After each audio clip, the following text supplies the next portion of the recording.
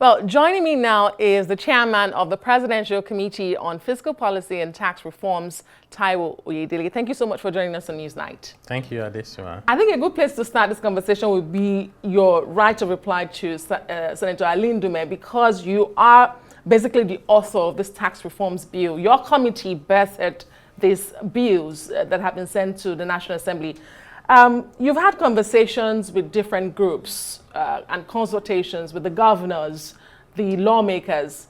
But when you listen to Senator Ali Ndume say, you're in a hurry, why are you such in a hurry that, there needs to be consultation on this bill? What do you say to him? And one wonders, have you been able to identify the grouse of these governors and lawmakers, particularly from the North, who are pushing back against these bills? Yeah, thank you very much. Let me start by saying that Senator Ali Ndume is a highly respected senator, lawmaker. So we do respect his views and perspectives. And of course, he's not the only one. He's also speaking on behalf of other interested stakeholders who have some concerns. And we think that raising those issues are indeed necessary and desirable for a robust system at the end of the day. It allows us to be able to debate and then ultimately have the best outcome for the country. So it's good, it's positive. I had the privilege of leading a team of more than 100 Nigerians, including over 40 students from 22 universities, including head of internal revenue services from the 6 geopolitical zones, including over 20 government institutions, including trade associations, and the list goes on and on. Intentionally, the composition of the team was made to be representative, diverse, and inclusive, so we don't leave anybody behind, because you can't understand people's perspectives if you are not wearing their shoes. So we ensure that we have that. And the other thing we did was, beyond that, we also had intentional engagement with different sectors, over 40 of them, including Nigerians with disability, including farmers, including Nigerians in the diaspora. So we did all of that. Beyond that, we also had one engagement with the Governors Forum. Yes. We then wrote to the Governors Forum to say we want to visit at least 6 governors in their states. And we chose 1 governor per geopolitical zone, so we could go to their states, sit down with them and their cabinet and discuss. In addition to that, we had 2 engagements with the National Economic Council.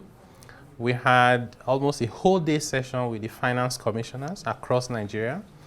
We've had 4 sessions with the head of the internal revenue services from all the states in Nigeria at different times.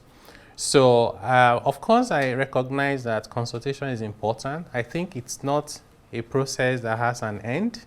Even after enacting the laws, you need to continue to consult.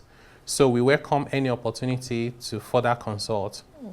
So in putting these bills together, we were very mindful of where we are today as a country. So there are issues around government revenue and how we are funding our budget. We spent the past few years in the last administration printing Naira, which is part of why we're having inflation today, and it's pushing people into poverty, and low-income earners are struggling to survive. You need to address that problem. We also are in a position today where small businesses are having to deal with over 60 taxes. Large businesses, many of them are winding down, some are exiting completely. So we can't fold our arms and just hope that everything will be fine. Actually, I think the time we find ourselves now calls for that urgency of intervention. The best time to cut tax rates, to reduce tax burden, to make Nigeria attractive for investment, to encourage small businesses to grow, to protect the most vulnerable people, to exempt low-income earners and minimum wage earners from taxes, is today, not tomorrow. So it shouldn't even wait any longer, because there's a sense of urgency at this time. Indeed. So in all of these conversations, were you able to identify why anybody will push back? I mean, highlighting what you have just reeled out, why will anyone be against the tax bill, particularly the Nigeria tax bill, which consolidates at least 7 bills. I understand about between 5 and 7 bills have been consolidated into the Nigeria tax bill. About 11. About 11, which is one of the 4. But this Nigeria tax bill also has the controversial VAT, as I know. So why is it so controversial? What are you trying to change that is so difficult? And Senator Ali Ndume did mention during that conversation that you said you're coming for the big men. Could that be a reason? So we didn't say we are coming for the big men. We said that the big men need to pay a little bit more. Because if you are exempting minimum wage earners up to about 80,000 naira per month will be completely exempted. Then people earning about 1.5, 1.6 million naira per month or less, we see a reduction in their personal income tax, excuse me, and PAYE. If you do all of that, and you do nothing to the guys who earn 100 million naira, 200 million naira, you're going to create more problem for government revenue. And when we cannot fund government finances, we have to then borrow or print naira, and that creates another problem. Even for the richest people that we said should pay a little bit more, it's still one of the lowest rates in the world. If you are paying 25%, personal income tax rates after earning about 100 million naira per month, you shouldn't complain, because if you were in the US or UK or even South Africa or Kenya, you'll be paying around 40%. So we're not coming for anyone. And for even big businesses, we are cutting their company income tax rate from 30% to 25%. That's significant. So the exemption and the reduction in taxes for individuals is going to cover about 90%, actually more than 90% of workers in both public and private sector. There is no better time to provide that relief to the Nigerian people than now. The exemption threshold we've created and proposed for small businesses would exempt 97% of small businesses from almost all the burdens of taxes, from withholding tax to VAT. Corporate income tax rate for them will be 0%. They won't have to worry about PAY because almost all the employees will earn less than the minimum threshold. So they need that relief. And then harmonizing taxes so there are few of them that are broad-based, easy to collect. And rewriting our tax laws that are, many of them are older than anybody living today, that is alive today. We can't continue to operate those laws. And also we have opportunities for our young people that we are not able to harness now because we have bad laws and bad policies. For example, to hire a Nigerian to work for you within the international business outsourcing procedures or processes is not attractive, so nobody will do that. So why don't we amend the law now so the young people can find work and earn foreign currency? So honestly, the issues that is creating, like, to your question, is really the VAT. Yes. Because our proposal is that I think many people are not familiar with what is being done currently. So as we speak today, VAT is distributed among states based on 20% derivation, 50% equality of states, and 30% based on population. That derivation of 20% is based on where remittances are made, usually head office locations. And for most companies, the large ones, their head offices are in Lagos. So Lagos gets that benefit to the disadvantage of almost every other state. We thought we should correct that. Then number two, you have states like Lagos and Rivers State that are in court already, trying to get the Supreme Court to pass a judgment that says VAT should be administered by states. The law should be enacted by the House of the Assembly of a State, and we know that will be chaotic. So why are they planning to do that? Because they feel that they are not getting enough for the contribution that they make. So we thought, correct the derivation so that it recognizes the consumption based on every state, and then allow every state to keep about 60% of their contribution so that nobody has the motivation to go and get a Supreme Court judgment that says VAT is now a state tax. That's the first thing. So the second thing is to ensure that the way we calculate that VAT derivation recognizes the contributions of every state so that every state, in addition to getting more of what they contribute, we have the incentive to want to promote economic activities within their jurisdiction. I think the bottom line is, the way I see it, is there's the lack of trust even within government, between states and local government, between state and federal government.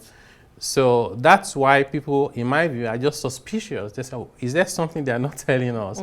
So meanwhile, we're doing this, just trying to do what is best for the whole country, and we're not looking at any regions. We think everybody will benefit. Okay, there are those who have brought up the issue of equity, which also your reform is trying to address.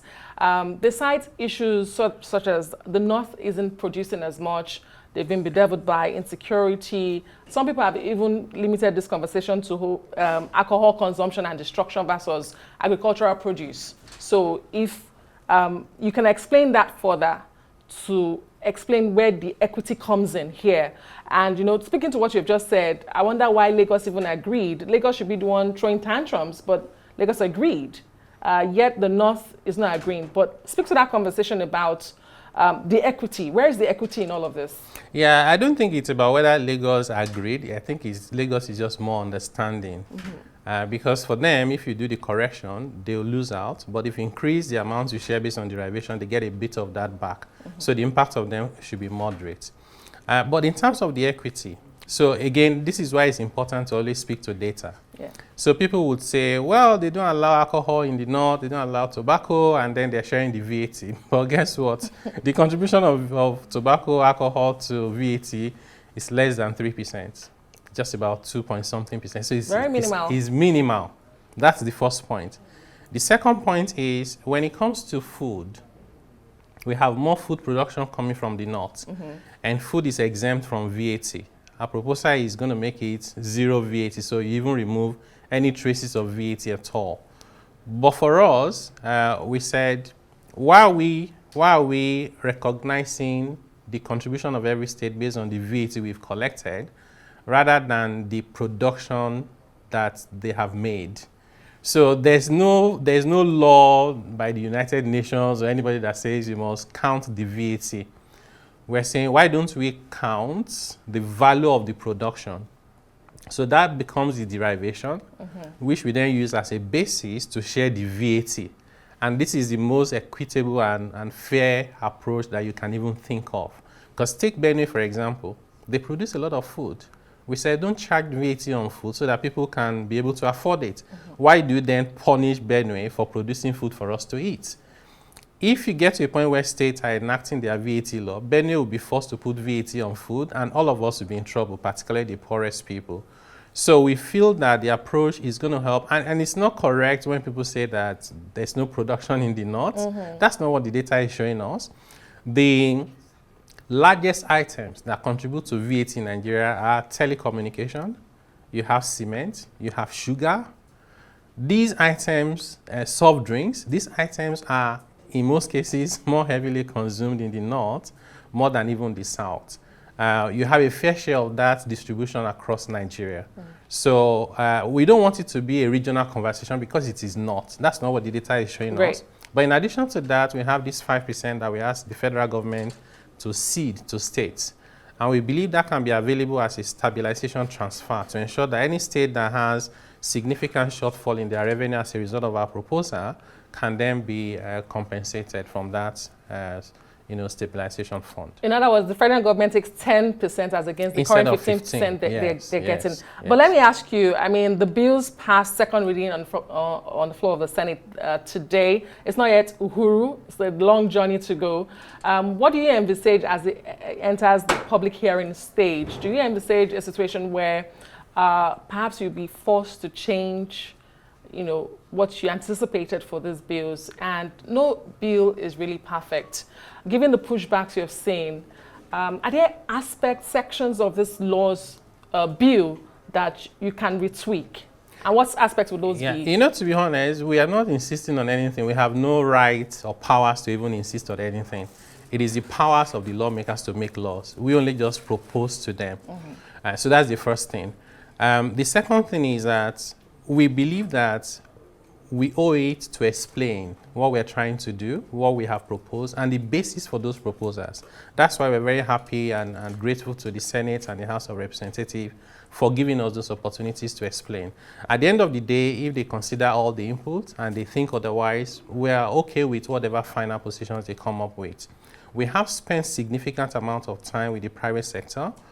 We had a session last week with CFOs and tax consultants. We had over 3,000 people attended, and we did a survey after explaining the sessions to CFOs and the tax consultants, and the approval was 100%. So these are the most knowledgeable stakeholders when you talk about CFOs and the tax consultants, and they are very excited about these proposals. Okay. So you don't want to go against the will of the people when the reforms will help the majority of your citizens. I think anybody should embrace it. And if we need to explain anything, we're happy to do that. In 1 minute, because we need to go.